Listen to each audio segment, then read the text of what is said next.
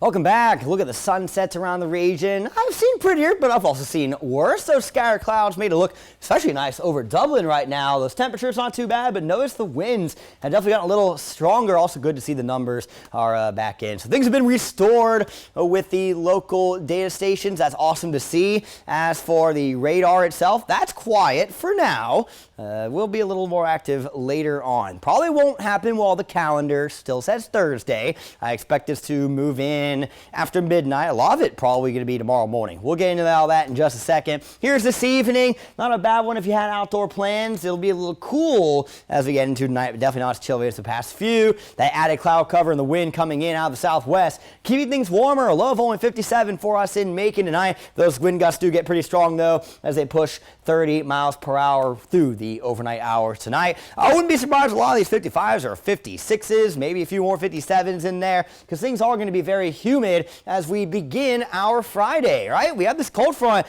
coming in, and that's bringing in the rain after midnight. Most of it expected during the sunrise hours tomorrow morning. It clears out as we enter the later parts of lunchtime, and then supper time is clear and breezy, if not a little on the windy side. The winds are definitely expected to be stronger as we get into Saturday afternoon. A couple of scattered clouds possible, but I do think it'll be a mostly sunny day. Rain should stay to the Carolinas, so looking good for any major events that may be happening around Georgia this weekend, like, I don't know, the NASCAR weekend in Atlanta. That's big. We got 3 races, 2 on Saturday, 1 on Sunday. We may have a little more for you on that a little later in the show. Let's go ahead, though, and talk about these winds, right? So I mentioned earlier how they're kind of backing off a little bit as we go through the evening, and that's expected. But as this front nears and we go through tonight, they start to get a little stronger, especially when we approach tomorrow morning. That's where we could see them potentially getting up to 30 miles per hour. And then we get towards lunchtime, right? So early on around sunrise, the heaviest rain is likely the northernmost counties. By lunchtime, it's the southern half of the region, but there's a few of these spotty showers. They clear out of here as we get later into the late afternoon towards the evening,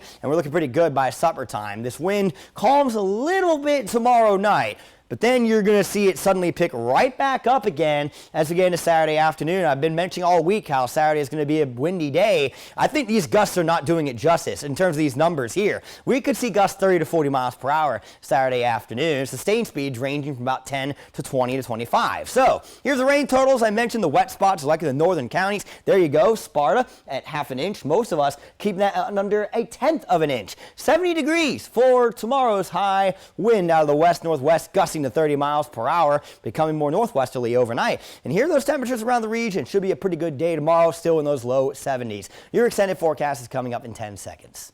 Your 41 NBC AccuWeather 7-day forecast is brought to you by Volume Chevrolet. Some powerful winds over the next couple of days, especially Saturday afternoon. Sunday much calmer with high pressure in the area. Lost 70s next week till a cold front comes through Wednesday into Thursday. It could bring us some thunderstorms.